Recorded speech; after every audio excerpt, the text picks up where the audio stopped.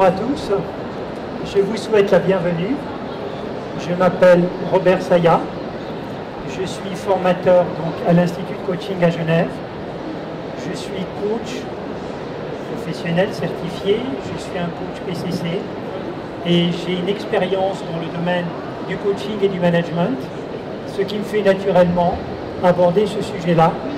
J'ai eu l'occasion d'avoir des responsabilités managériales dans différents domaines d'activité, dans la banque, dans le conseil et dans des structures de services publics, une expérience d'à peu près une trentaine d'années. Et j'ai eu sur ma dernière expérience l'opportunité, pendant 5 ans, d'expérimenter une posture de manager et de manager coach. Voilà. Le sujet aujourd'hui porte sur le manager coach, mais au-delà de ça, j'aimerais vous présenter ça en 3 parties. Vous posez d'abord un cadre, quelques définitions, de façon à ce que nous soyons bien en phase sur ce que nous attendons par manager et coach. La deuxième composante, nous allons passer ensemble un cas réel. Et dans la troisième partie, nous allons voir qu'est-ce qu'on peut faire sur la base de ce cas, et en particulier, quel est le rôle que peut jouer une personne en profil RH par rapport à des situations, je dirais, de management et de management en lien avec des postures de coach. Le cadre, manager dans des situations de changement important, de nature différente, et situations nouvelles, différentes, complexes, a priori non nécessairement, enfin, des situations sur lesquelles les personnes ne sont pas nécessairement préparées.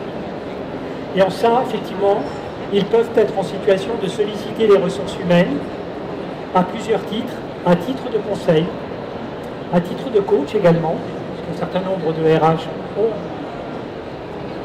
des capacités, des compétences de coach.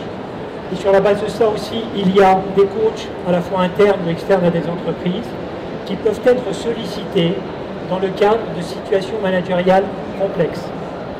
Et enfin, il y a la notion de compétences et d'outils. Donc ça touche à des notions, je dirais, de formation. Il y a des formations à caractère technique, mais plus des formations à caractère, je dirais, comportemental, liées à des postures, je dirais, de management et de leadership aussi. Parmi vous, quelles sont les personnes qui ont un profil RH? D'accord. Petite minorité. RH coach aussi, d'accord. Des personnes qui ont été en situation de management.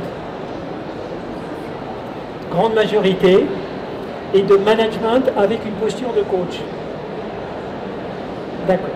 Donc plutôt des managers, je dirais, classiques.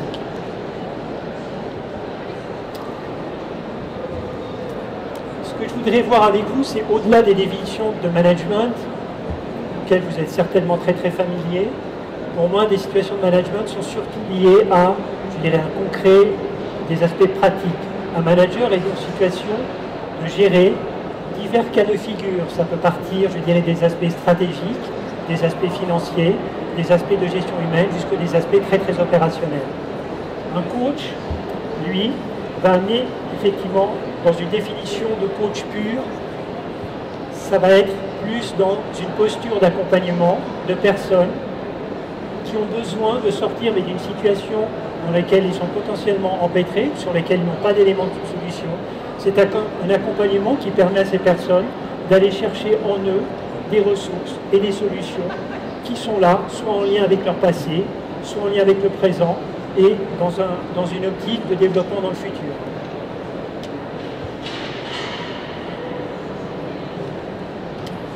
Pour nous, d'un point de vue très précis coach, le coaching repose sur un certain nombre de compétences.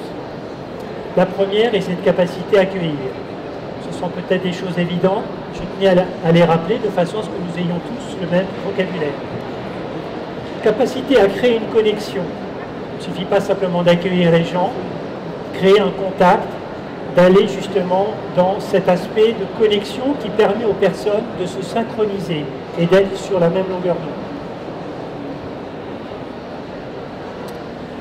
En coaching, on est toujours dans une approche où on définit des objectifs et tout le travail que l'on va faire se situe par rapport à cette notion de où est-ce que vous souhaitez aller, qu'est-ce que vous amenez, et par rapport à ça, où est-ce que vous souhaitez aller. La base du coaching est le questionnement, des questions ouvertes, des questions qui amènent la personne au-delà de la situation dans laquelle il est aujourd'hui. La notion de respect de demande de permission, qui est aussi un des éléments clés, je veux dire, de la posture de coach, qui permet effectivement d'être en support de son coaché dans un processus de coaching qui peut, à certains moments, passer par des moments plus ou moins délicats. L'écoute, effectivement, est aussi un des points de base du coaching, avec des aspects de reformulation. Et des aspects de reformulation qui peuvent permettre, effectivement, d'aller au-delà de ce que la personne dit. Bien sûr, un des rôles importants du coach est de permettre à une personne qui arrive et qui est par exemple dans une situation délicate, d'ouvrir des options et surtout de mettre en ressources et d'aller chercher en lui ce à quoi il n'a pas accès à un moment de sa vie. Bien sûr, faire progresser vers l'action et évidemment, à l'issue de toute session de coaching et même de processus de coaching, c'est la notion de feedback.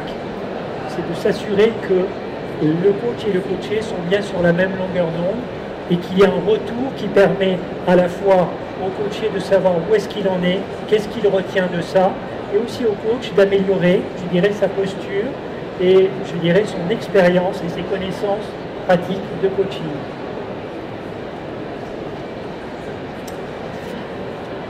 J'aimerais vous présenter un cas vécu sur lequel j'aimerais pouvoir avoir votre retour et sur lequel j'aimerais pouvoir avoir avec vous un échange par rapport à différentes postures.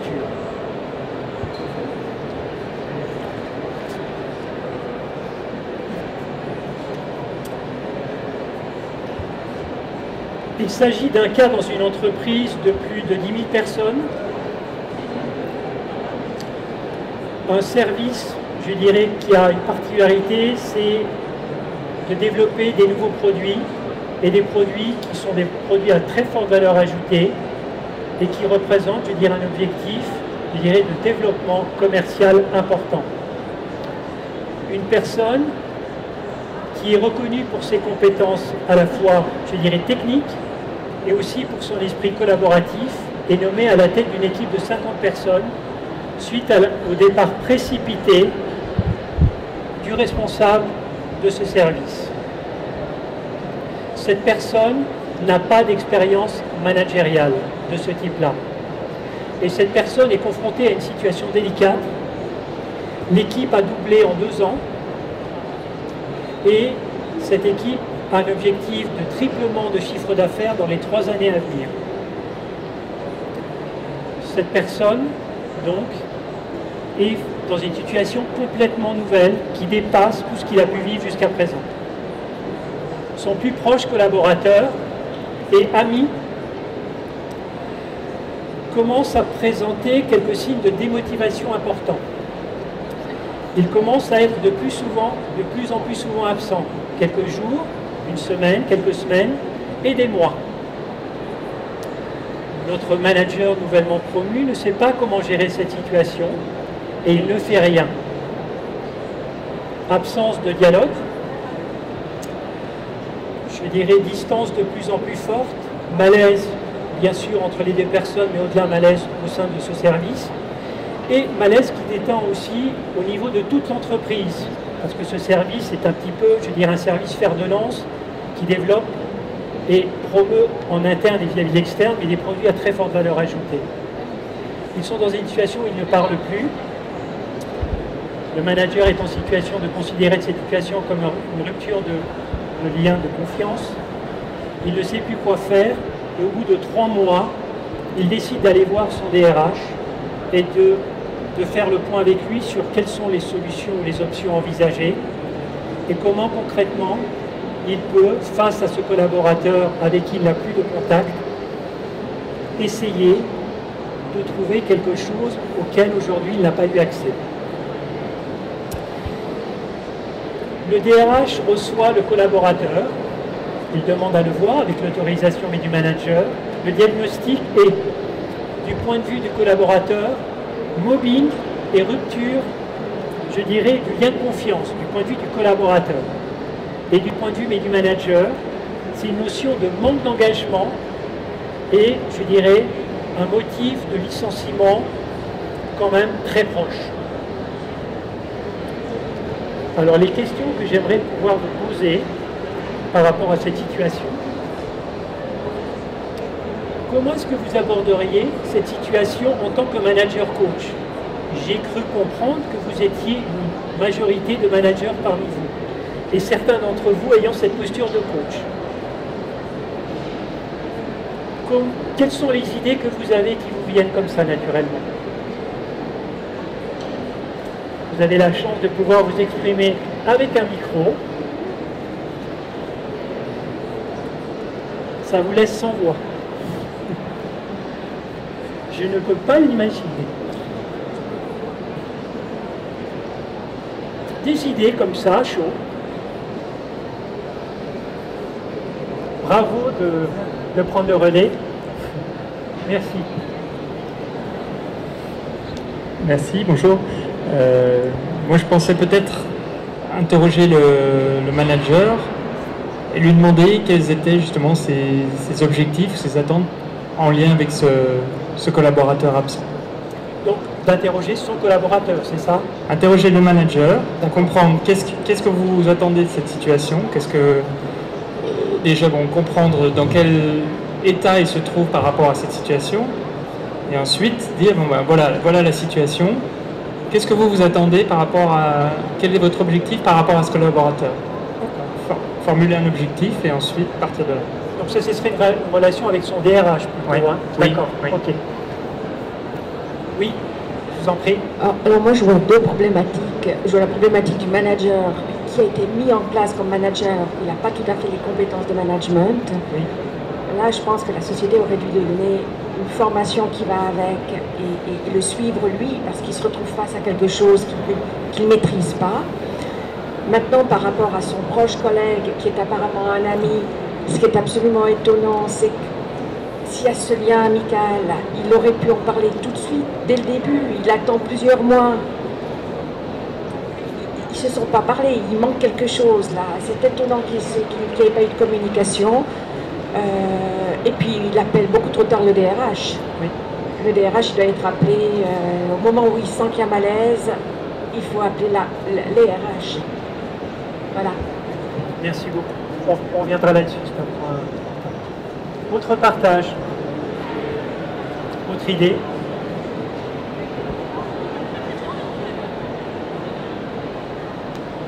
Okay. Deuxième question qui a été anticipée par notre première personne. Comment est-ce que vous aborderiez cet entretien en tant que DRH? Effectivement, il arrive au bout de 3 mois. La situation est ce qu'elle est. Situation de crise. Hein. Je vous redonne. Voilà, vous êtes DRH, visiblement? Entre autres, oui. Alors, écoutez, là, d'abord, comme DRH, j'ai un premier entretien avec le manager pour comprendre pourquoi il arrive si tard, pourquoi il a laissé les choses aller si loin, et comprendre quelle est la problématique de son point de vue à lui. Oui. Et puis c'est sûr qu'après, il faut avoir l'entretien avec le collaborateur et l'écouter et comprendre quelle a été sa perception à lui. Et puis je crois que là, il y a un rôle de médiateur à jouer pour faire en sorte qu'il reconnecte, parce que finalement, c'était juste une toute petite chose qui a fait qu'ils se sont mal compris. Merci.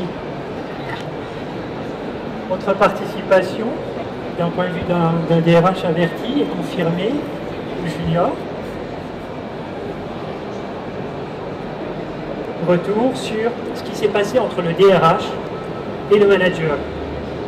Le DRH qui avait dans la réalité, qui avait lui une posture parce qu'il avait suivi une formation de coach. Le premier point, il a essayé effectivement, mais comme vous l'avez relevé, de comprendre les tenants et les aboutissants de cette situation-là. Il lui a proposé un premier exercice qui est celui, après l'avoir écouté, de se mettre dans la position de son collaborateur. Ensuite, Il lui a proposé de rencontrer son collaborateur et de l'écouter de manière très très fine, et de prendre, je dirais, une posture de distance par rapport à ça. Et sur la base de ça, il lui a recommandé de prendre un temps de réflexion et de revenir vers ce collaborateur en lui faisant des propositions. Il lui a aussi proposé une autre chose qui est la suivante. Il lui a proposé, une fois que son collaborateur s'exprime, de demander à son collaborateur de voir quelles sont les options que le collaborateur envisage, en se mettant, bien sûr, en étant lui qu'il est, en se mettant à la place de son manager et en se mettant aussi à la place de ses collègues de travail. Et ils ont décidé ensemble, effectivement, sur la base de ça, donc de peaufiner un scénario et d'aller voir le DRH, justement, pour pouvoir en parler. Donc voilà, donc, la deuxième étape, donc il est retourné voir donc, ce collaborateur. Ça s'est très bien passé. Ils ont effectivement, les deux, réactivé ce levier qui est celui de la communication, et de la communication au travers de l'amitié qui était la leur, qui a été rompue de manière assez brutale. Et sur la base de ça, il a repris son travail, parce qu'il était effectivement, il n'était plus présent au travail, il a repris son travail dans le mois. Le manager a fait une proposition où il a pratiquement repris à plus de 80% l'ensemble des propositions de son collaborateur. Ils ont été voir le DRH à deux, ils ont préparé cette réunion ensemble, et sur cette base-là, ils ont effectivement posé les bases d'une reprise de travail, et ils ont aussi décidé avec le DRH de faire une communication à l'ensemble de l'équipe. Et le manager a décidé de changer sa posture vis-à-vis de son équipe. En ça, il a été accompagné d'un coach aussi. Mais indépendamment de ça, il a expliqué pourquoi. Donc ils ont tous les deux décidé de présenter cette situation de manière ouverte à l'ensemble de l'équipe et d'expliquer, voilà ce qui s'est passé, voilà ce que nous avons décidé de faire, voilà ce que ça va changer pour moi en tant que manager et l'engagement que le collaborateur a pris suite aux accords qu'ils ont pris entre les RH, le manager et lui. Et c'est une équipe qui aujourd'hui, très bonne nouvelle, ils ont largement atteint leurs objectifs et ils ont réussi à complètement transformer cette dynamique d'équipe, qui était une dynamique d'équipe qui n'était pas à maturité. Donc le travail qui a été fait entre ces deux personnes a été bien au-delà, je dirais, de ce qui pouvait se passer entre ces deux personnes.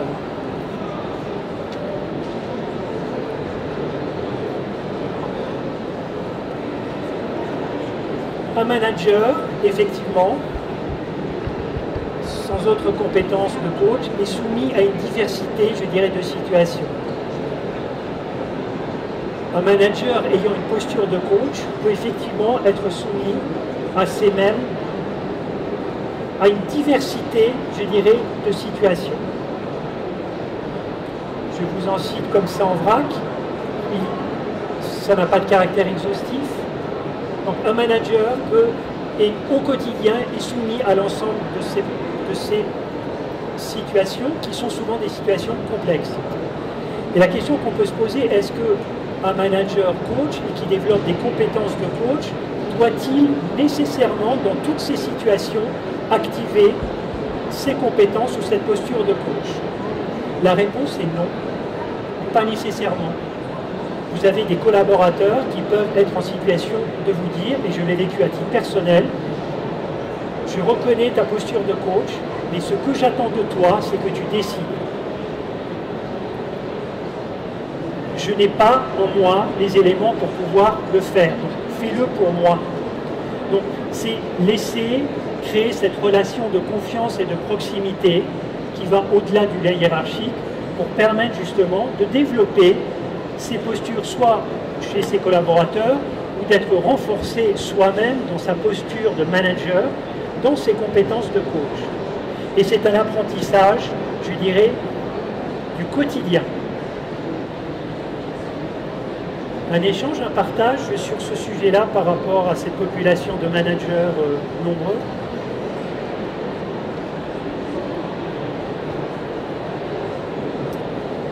De manière plus générale, on est parti d'une situation où on avait des managers dans des postures au quotidien qui peuvent être délicats. Donc c'est des situations. Sur la base de mes expériences et des expériences que l'on peut partager au sein d'IDC, ces managers ont effectivement un premier relais, qui est un relais de confiance et de proximité, qui sont effectivement les personnes de la fonction RH. Et plus ce lien est fort, et plus, je dirais, il peut y avoir une palette, je dirais, de prestations qui peut se faire entre, justement, les managers et les RH. Et les RH peuvent soit être dans une posture de conseil, parce qu'un manager vient dans cette posture-là, ou ils peuvent, comme on l'a vu dans ce cas précis, développer peut-être aussi une posture de coach. Et c'est un travail vraiment de type collaboratif qui peut s'instaurer.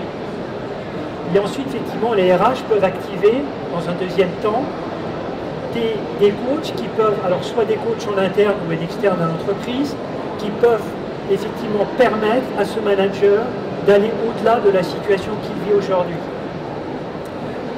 Le RH peut également être en situation de pouvoir proposer des éléments de formation à ce manager, qui peuvent développer un certain nombre de compétences et un certain nombre d'outils. Les outils font partie intégrante des compétences de coach aussi. Hein. Donc, vous vous rappelez, on a passé en revue un certain nombre de compétences. Il y a des formations qui permettent de développer ou de renforcer certains de ces éléments-là. Donc, de mon point de vue, sur la base de mon expérience, les RH ont un rôle clé dans ce dispositif, à la fois à titre personnel et dans le développement à la fois des managers, sachant que les managers peuvent avoir, je dirais, eux-mêmes des responsabilités de développement. Et j'aimerais juste prendre un exemple qui me semble être important. Les managers peuvent avoir des rôles clés dans des aspects de motivation de leurs équipes, motivation, démotivation. Il y a toute une palette, je dirais, d'appui que les RH peuvent avoir, soit directement, soit indirectement. Sur la base de nos expériences, ce que j'ai envie de partager avec vous, c'est des principes qui sont ce qu'ils sont et qui peuvent être utiles dans un parcours de manager et d'un manager coach. La première, c'est l'aspect de questionnement ouvert et d'aspect de reformulation. Les aspects de reformulation permettant aux personnes de bien s'assurer que les messages qui ont été émis de part et d'autre sont les bons et que les personnes sont bien sur la même longueur d'onde. La notion de, effectivement, peut-être passer mais d'une situation où on maîtrise tout, on contrôle tout, c'est juste cet aspect de lâcher prise et de faire confiance. J'ai passé 4 ans, 5 ans dans mon expérience professionnelle. Pour la première fois de ma vie, j'ai lâché prise. Et ça m'a permis de gérer beaucoup plus de projets, beaucoup plus de sujets et une diversité de problématiques que je n'avais jamais vécues précédemment. La notion d'écouter, évidemment.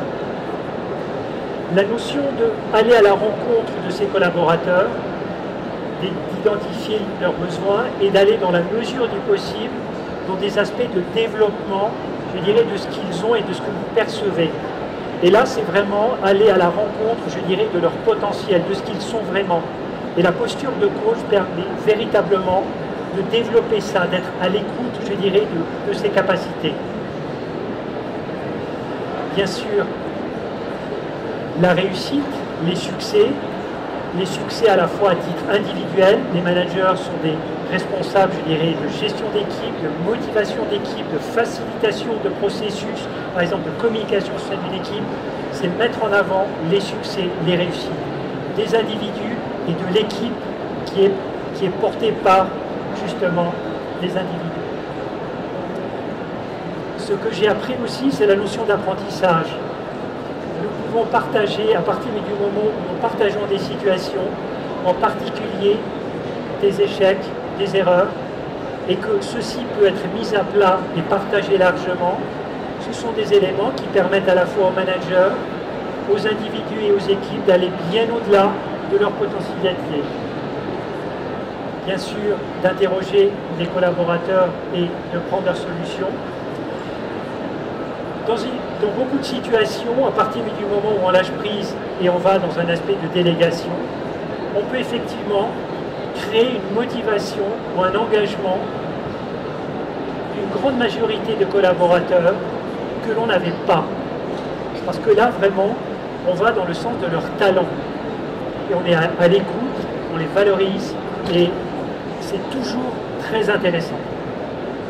Être positif et constructif, une des qualités d'un coach, c'est d'être en permanence, je dirais, dans le support, je dirais, de ses coachés, dans la croyance qu'il peut aller bien au-delà de la situation dans laquelle il est aujourd'hui. Il est bien plus que la situation dans laquelle il est. Effectivement, surtout de contribuer à créer cet environnement. Il y a 3 mots-clés. L'aspect de stimulation, d'émulation, lié à un partage, lié à effectivement l'aspect de valorisation des efforts à la fois individuels et de l'équipe, et la notion de respect qui passe notamment aussi par l'écoute et ces éléments-là. Voilà. Je vous remercie.